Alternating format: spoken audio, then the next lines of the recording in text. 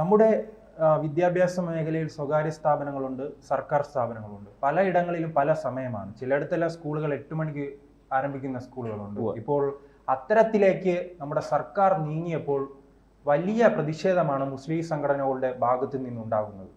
ആ ഭീഷണിയിൽ പിണറായി വിജയന്റെ മുട്ട് വിറയ്ക്കുകയും ഇപ്പോൾ ഏറ്റവും അവസാനം അതിൽ നിന്നും പിന്മാറി വെള്ളിയാഴ്ചയെല്ലാം ഒഴിവാക്കിയിട്ടുണ്ട്. അതെന്തായിരിക്കും? ഈ പിണറായി വിജയൻ സൂര്യനും അല്ലെ ഏതോ വടിവാളിന്റെ ഇടയിൽ കൂടെ നടന്നവർ ഈ മലബാറിലെ ചില മുസ്ലിം സംഘടനകൾ ഭീഷണിപ്പെടുത്തിയപ്പോൾ അങ്ങ് വിരണ്ടുപോയോ? പിണറായി വിജയൻ ഈ പറയുന്ന ധൈര്യമൊക്കെ ഉണ്ടോ എന്ന് സംശയമാണ്. ഇരട്ടച്ചങ്കൻ എന്നൊക്കെയാണ് അണികൾ പറയുന്നത്, കാരണഭൂതൻ, സൂര്യൻ എന്നൊക്കെയാണ് പറയുന്നത്. പക്ഷേ ഈ പറയുന്നത് പോലെ വാൾത്തലപ്പുകൾക്കിടയിലൂടെ നടന്ന ഇരട്ടച്ചങ്കൻ എന്നൊക്കെ വിശേഷിപ്പിക്കുമെങ്കിലും അത് ചില പ്രത്യേക സമുദായക്കാരെ കാണുമ്പോൾ അവിടെ ഈ വാൾത്തലപ്പുമില്ല, ഇരട്ടച്ചങ്കുമില്ല, മുട്ടുവിറയ്ക്കുന്ന പിണറായി വിജയനെയാണ് നമ്മൾ കാണുന്നത്. അതിപ്പോൾ നമ്മുടെ കേരളത്തിലെ സർക്കാർ സ്കൂളുകളിലെല്ലാം, ഹൈസ്കൂളുകളിൽ, നമ്മുടെ എല്ലാ സ്കൂളുകളിലുമല്ല, ഹൈസ്കൂളുകളിൽ ഈ സമയം ശകലം കൂടെ നീട്ടി. അതായത് നമ്മൾ സാധാരണ രാവിലെ 9:30-ക്ക് തുടങ്ങി വൈകിട്ട് 3:30-ക്ക് അവസാനിക്കുന്നത് കുറച്ച് സമയ വ്യത്യാസം വരുത്തി 8:30-ക്ക് തുടങ്ങി 4, 4:15, 4:30 വരെ സമയം നീട്ടി. അരമണിക്കൂർ കൂടുതൽ പഠന സമയം നീട്ടിയിട്ടുണ്ട്. കാരണം കുട്ടികൾക്ക് ഇപ്പോൾ പഠിക്കാൻ ധാരാളമുണ്ട്. പണ്ട് നമ്മളൊക്കെ പഠിച്ചിരുന്ന കാലത്ത് കമ്പ്യൂട്ടർ ഒരു വിഷയമല്ലായിരുന്നു. എൻ്റെയൊക്കെ കാലത്ത്, ഞാൻ ഹൈസ്കൂളിൽ ഞാൻ 92-ൽ SSLC കഴിഞ്ഞ ആളാണ്. ആ കാലത്ത് ഞങ്ങൾക്ക് കമ്പ്യൂട്ടർ എന്ന് പറഞ്ഞാൽ ഈ സയൻസ് പുസ്തകത്തിനകത്ത് ഒരു ചാപ്റ്ററിനുള്ളിൽ വരുന്ന ഒരു വിഷയം മാത്രമാണ്.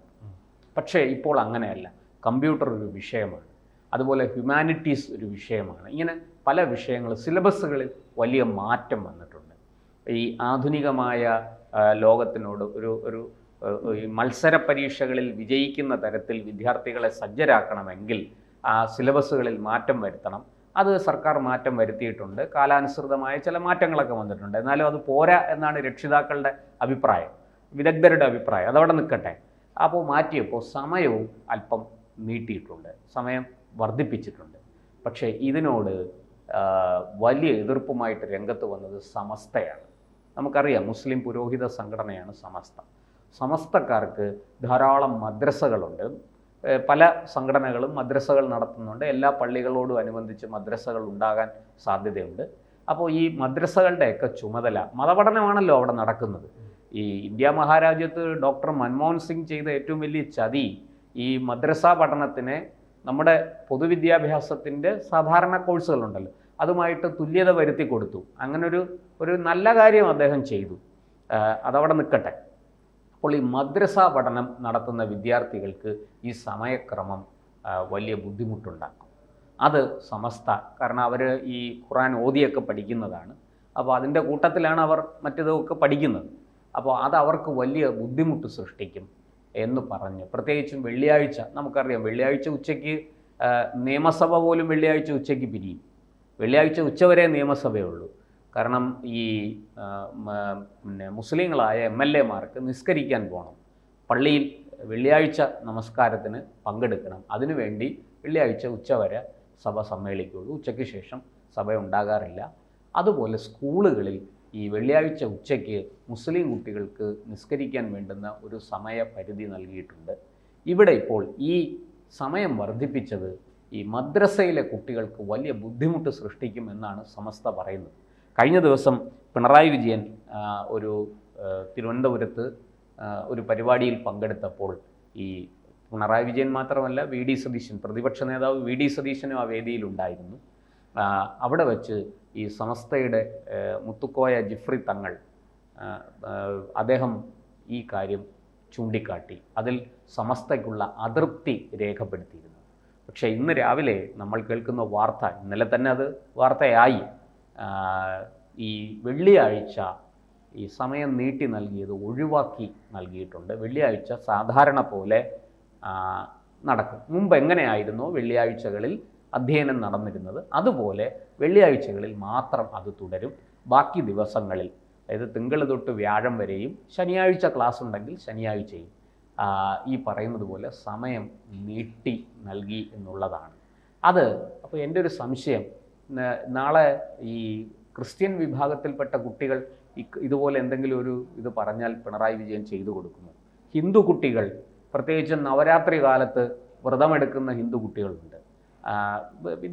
വിദ്യാർത്ഥികളാണ് ഈ നവരാത്രി വ്രതം വളരെ ഇതായിട്ട്, വളരെ ഗൗരവത്തിൽ, വളരെ ആഴത്തിൽ, വളരെ ശ്രദ്ധയോടെയൊക്കെ ആചരിക്കുകയും അനുഷ്ഠിക്കുകയും ചെയ്യുന്നത് വിദ്യാർത്ഥികളാണ് ഏറിയ കൂറും. അപ്പോൾ അവർക്ക് നാളെ അവരാവശ്യപ്പെട്ടാൽ ഇത് പിണറായി വിജയൻ അതിനനുസരിച്ച് ചില മാറ്റങ്ങൾ വരുത്തി കൊടുക്കുമോ എന്ന ചോദ്യമാണ് ഇവിടെ ഉയരുന്നത്. അത് എത്ര സാധ്യത അതിനുണ്ടാകും എന്ന് നമുക്കറിയില്ല. പക്ഷേ ഒരു കാര്യം സത്യമാണ്, സമസ്ത ആവശ്യപ്പെട്ടാൽ, അല്ലെങ്കിൽ സമസ്തയൊന്ന് സ്വപ്നത്തിലെങ്കിലും കണ്ടാൽ മതി, അത് പിണറായി വിജയൻ ഉടനടി അത് നിർവഹിച്ചു കൊടുക്കും. ഇസ്ലാം വിശ്വാസത്തിൽപ്പെട്ട കുട്ടികൾക്ക് വേണ്ടിയിട്ട്, അല്ലെങ്കിൽ ഇസ്ലാം വിശ്വാസികൾക്ക് വേണ്ടിയിട്ട് ഏത് സർക്കാർ നടപടികളിലും, അല്ലെങ്കിൽ സർക്കാർ നിശ്ചയിച്ചിരിക്കുന്ന പരിപാടികളിലും മാറ്റം വരുത്തും എന്നുള്ളത് ഒരു സത്യമാണ്. അതിന് പിണറായി വിജയൻ അരയും തലയും മുറുക്കി രംഗത്തിറങ്ങും എന്നുള്ള കാര്യവും നമുക്ക് ബോധ്യപ്പെട്ടിരിക്കുകയാണ്. ഇവിടെ വി ഡി സതീശൻ പ്രതിപക്ഷ നേതാവാണ്, അദ്ദേഹം അവിടെ ഉണ്ടായിരുന്നല്ലോ. അദ്ദേഹത്തിന് പറയാമായിരുന്നല്ലോ ഈ സമസ്തയുടെ ഈ ആവശ്യം ശരിയല്ല, അങ്ങനെ ഒരു വിഭാഗത്തിന് വേണ്ടി മാത്രം ഈ പറയുന്നത് പോലെ സർക്കാരിൻ്റെ നയത്തിൽ മാറ്റം വരുത്താൻ സാധിക്കില്ല എന്നൊക്കെ അദ്ദേഹത്തിന് പറയാമായിരുന്നു. അദ്ദേഹവും ഒരക്ഷരം മിണ്ടിയില്ല. ഇവിടെ നമുക്ക് മനസ്സിലാകുന്ന ഒരു കാര്യം, സർക്കാർ പൊതുവായിട്ട് വിദ്യാലയങ്ങളടക്കമുള്ള പൊതുസ്ഥാപനങ്ങളാണ്. അവിടെ ഒരു നിയമം വെച്ചാൽ, അവിടെ ഒരു ചട്ടം കൊണ്ടുവന്നാൽ ആ ചട്ടം എല്ലാവർക്കും ബാധകമാണ്. അത് മതത്തിൻ്റെ അടിസ്ഥാനത്തിൽ ആ ചട്ടത്തിൽ മാറ്റം വരുത്താൻ പാടില്ല. അത് ചെയ്യുന്നത് ഒരു മതേതര സർക്കാരിന്. നാഴികയ്ക്ക് 40 വട്ടം മതേതരത്വം, മതനിരപേക്ഷതയെന്നൊക്കെ പറഞ്ഞ് വലിയ വാചകമടിക്കുന്ന ആളാണ് പിണറായി വിജയൻ. മതനിരപേക്ഷത എന്ന വാക്ക് പിണറായി വിജയൻ വളരെ കടുപ്പിച്ച് ഇങ്ങനെ പറയാറുമുണ്ട്. പക്ഷേ പ്രവൃത്തിയിൽ അല്ല, അതാണ് ഈ അങ്ങനെ പ്രവർത്തനങ്ങളിലേക്ക് പോകുമ്പോൾ മറ്റു മതങ്ങളും ഉണ്ടല്ലോ. ഇതൊരു മതത്തിന്റെ മാത്രം സ്ഥലമല്ല, ഒരു രാജ്യമല്ല. അപ്പോൾ ബാക്കിയുള്ള മതങ്ങളെ അങ്ങനെ കേരളത്തിൽ ശരിയാണ് നിലനിൽക്കുന്നതെന്നാണ് എനിക്ക് തോന്നുന്നത്. കാരണം അതനുസരിച്ചാണ് ഈ കമ്മ്യൂണിസ്റ്റ് വലിയ പുരോഗമനം പറയുന്ന, എന്താ പറയുക, ശാസ്ത്രത്തിൻ്റെ ഉത്തുംഗ ശൃംഗങ്ങളിൽ വിഹരിക്കുന്ന കമ്മ്യൂണിസ്റ്റുകാർ ഈ പറയുന്നത് പോലെ ഒക്കെ പെരുമാറുന്നത് എന്തടിസ്ഥാനത്തിലാണെന്ന് എനിക്ക് മനസ്സിലാകുന്നില്ല. ഈ ഒരു പ്രീണനം, ഒരു വിഭാഗത്തെ പ്രീണിപ്പിക്കുക, അവരുടെ വോട്ട് കിട്ടാൻ വേണ്ടിയിട്ട്, അവരുടെ പിന്തുണ കിട്ടാൻ വേണ്ടിയിട്ട് എന്ത് വിട്ടുവീഴ്ചയും ചെയ്യുക, ഒരു ഉളുപ്പുമില്ലാതെ, ഒരു ലജ്ജയുമില്ലാതെ അവർക്ക് പാദസേവ ചെയ്യുക, എന്ത് വില കൊടുത്തും അവരുടെ വോട്ട് വാങ്ങിച്ച്, അതൊരു കൺസോളിഡേറ്റഡ് വോട്ടാണ്. അതായത് വളരെ കൃത്യമായിട്ട് അത് ഏതെങ്കിലും ഒരു വിഭാഗത്തിന് മാത്രം ലഭിക്കുന്ന വോട്ടാണ്. ആ വോട്ട് പിടിച്ചെടുക്കാൻ വേണ്ടിയിട്ട് എന്ത് നെറികെട്ട നാണം കെട്ട പ്രവൃത്തിയും ചെയ്യുക, ഒരു ഉളുപ്പുമില്ലാതെ അതിനെ ന്യായീകരിക്കുക, എന്നിട്ട് അതൊക്കെ ന്യൂനപക്ഷ സംരക്ഷണമാണെന്ന് പറയുക. ഇങ്ങനത്തെ ഒരു അവസ്ഥയിലാണ് കേരളത്തിലെ കമ്മ്യൂണിസ്റ്റ് സർക്കാർ. വലിയ മതനിരപേക്ഷരാണ് തങ്ങളെന്ന് നടിക്കും, വലിയ വായിൽ വർത്തമാനം പറയും, ഒക്കെ ചെയ്യും. ശാസ്ത്രം, പുരോഗതി, പുരോഗമനം, പിന്നെ അന്ധവിശ്വാസത്തിനെതിരായ യുദ്ധം. അന്ധവിശ്വാസം ഹിന്ദുക്കളുടേതെല്ലാം അന്ധവിശ്വാസമാണ്, ന്യൂനപക്ഷങ്ങളുടേതൊന്നും അന്ധവിശ്വാസമല്ല. അതാണ് കമ്മ്യൂണിസ്റ്റ് പാർട്ടിയുടെ മുഖമുദ്ര. അതാണ് ഈ പിണറായി വിജയൻ സർക്കാർ അക്കാര്യത്തിൽ ഒരു പടി മുകളിലാണ്. മുമ്പുണ്ടായിരുന്ന സർക്കാരുകളെക്കാൾ വലിയ തോതിൽ ഇത്തരം കാര്യങ്ങൾ ചെയ്യാൻ അവർക്ക് വലിയ ഉത്സാഹമാണ്. അവർ മനസ്സിലാക്കാതെ പോകുന്നത്, ലോക രാഷ്ട്രീയ ചരിത്രം എടുത്താൽ ഇറാഖിലും അഫ്ഗാനിസ്ഥാനിലും ഒക്കെ പേരിനെങ്കിലും ഒക്കെ കമ്മ്യൂണിസ്റ്റ് പാർട്ടി ഉണ്ടായിരുന്നു. അവിടങ്ങളിലൊക്കെ ഇതുപോലെ അവർ വലിയ മതനിരപേക്ഷതയൊക്കെ പ്രസംഗിച്ച് പലർക്കും ഒത്താശ ചെയ്ത് പലരെയും പിന്തുണച്ച് നിലനിന്നു. അവരൊക്കെ അധികാരത്തിൽ വന്ന ഉടനെ ആദ്യം ചെയ്തത് ഈ കമ്മ്യൂണിസ്റ്റ് പാർട്ടി നേതാക്കളെ മുഴുവനും തലവെട്ടി കൊല്ലുകയായിരുന്നു, കമ്മ്യൂണിസ്റ്റ് പാർട്ടിയെ നിരോധിക്കുകയായിരുന്നു. ഈ ചരിത്രം പിണറായി വിജയൻ സഖാവ് മറന്നു പോകരുത് എന്ന് മാത്രമേ ഈ അവസരത്തിൽ നമുക്ക് പറയാനുള്ളൂ. എന്തായാലും ഹൈസ്കൂളുകളിൽ ഇനി മുതൽ വെള്ളിയാഴ്ചകൾ പതിവ് പോലെ തുടരും. ബാക്കി തിങ്കളാഴ്ച മുതൽ വ്യാഴാഴ്ച വരെയും ശനിയാഴ്ചയും ഒക്കെ പിണറായി വിജയൻ്റെ പുതിയ തീരുമാനമനുസരിച്ചുള്ള, പിണറായി സർക്കാരിൻ്റെ പുതിയ തീരുമാനമനുസരിച്ചുള്ള അധ്യയന രീതിയായിരിക്കും പിന്തുടരുക. പക്ഷേ വെള്ളിയാഴ്ചകൾക്ക് അത് ബാധകമല്ല. കാരണം വെള്ളിയാഴ്ചകൾ ഒരു പ്രത്യേക വിഭാഗത്തിന് വേണ്ടി സംവരണം ചെയ്യപ്പെട്ടിരിക്കുന്നതാണ്.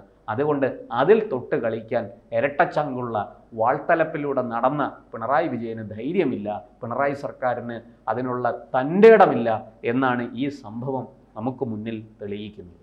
കൂടുതൽ വാർത്തകളും വിശേഷങ്ങളും നിങ്ങളിലേക്ക് എത്താൻ ABC മലയാളം സബ്സ്ക്രൈബ് ചെയ്യുക, ബെൽ ബട്ടണും അമർത്തുക.